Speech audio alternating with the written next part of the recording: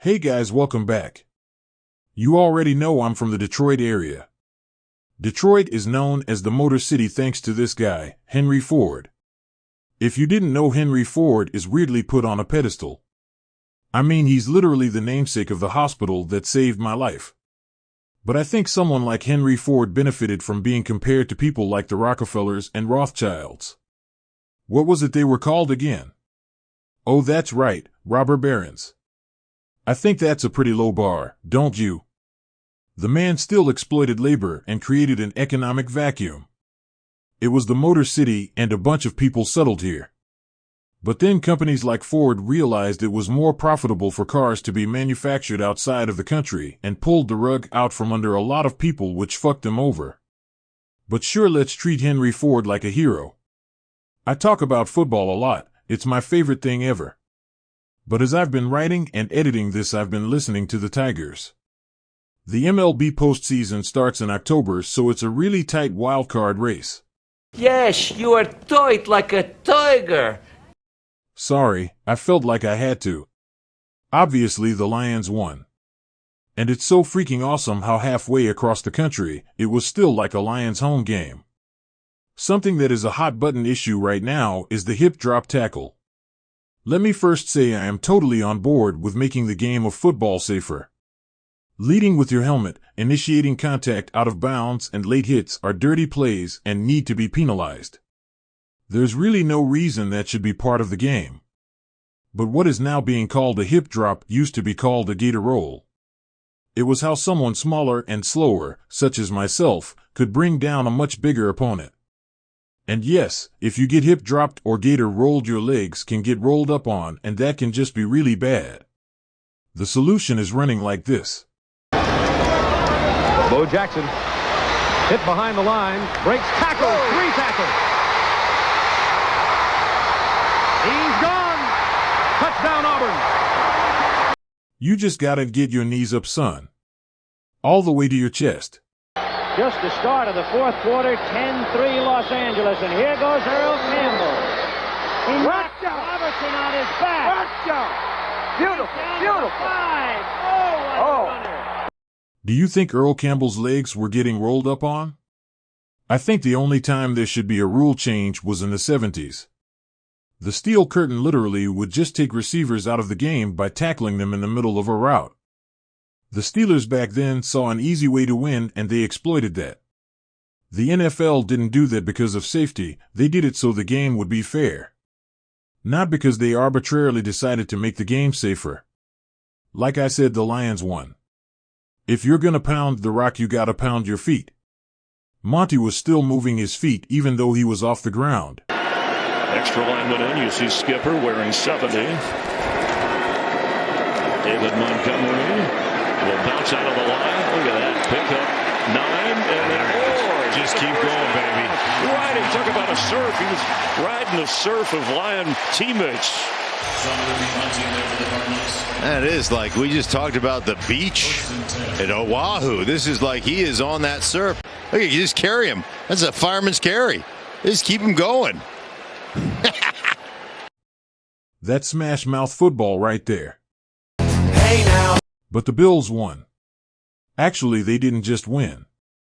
It was like this before the first half ended. Stop!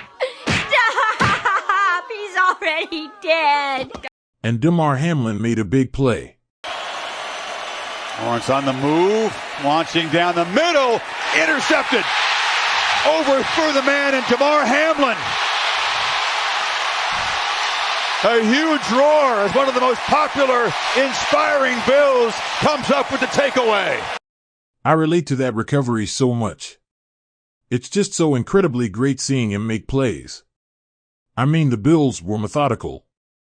I have the Bills defense and Dalton Kincaid on my fantasy team. I only needed 2 points for the win, but I ended up scoring almost 100. Everything comes up Dano. I also won in the That's Good Sports Fantasy League. I'm 2-1 in both leagues. Not that anyone actually cares, but whatever. The Cowboys lost, but Dak did his best to make it a compelling game.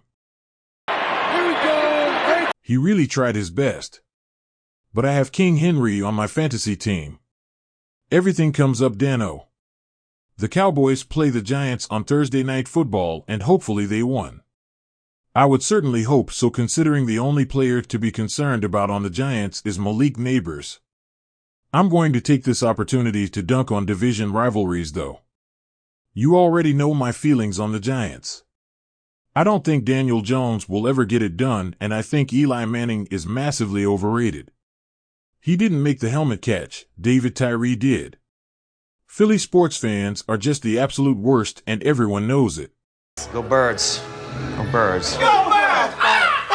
Okay, let's go Eagles! Let's go Birds! Go Birds! Do I even need to elaborate? But good God, where to even start with Washington? First, and definitely not last, is their team name was a literal slur for a while. And then they doubled down by refusing to change it. They also had Dan Snyder, who might be the worst owner of all time. Congratulations, Dan. If you're keeping track, that's a terrible owner for one team. Terrible fans for another. Then we rounded out with a terrible quarterback. And that, folks, is what we in the biz call a trifecta. I find myself cheering for the Packers and Bears and Vikings as long as they aren't playing the Lions. So I wouldn't really call the rest of the NFC North rivals. Then with the AFC East, it's just disappointment and the Patriots.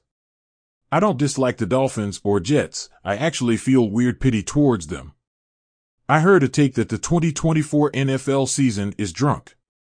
And with Sam Darnold being undefeated and no longer seeing ghosts, to Andy freaking Dalton saving the Panthers, I can see why. We're definitely in the upside down. I've had J.K. Dobbins and Darnell Mooney just taking up space on my roster for years, but in the Bizarro 2024 universe, they were worth stashing. I see your value now. I don't really have much else to say. And it's not like I can monetize this, so there's no need to pad the runtime. But I'm still going to tell you to go to my website, disableddanny.com. I have the link in the description, but I don't even know if it works. YouTube says I have to be a verified creator, and I requested to be verified months ago. YouTube just isn't taking me seriously as a disabled creator, and I have a big problem with that. It won't stop me from telling you to join my cult, the Dan Fam. Of course I'm going to make my stupid joke about being gentle. That's it for this one. But I'm working on a LEGO Star Wars Rebuild the Universe deep dive, so keep an eye out for that. See you next week. Peace out.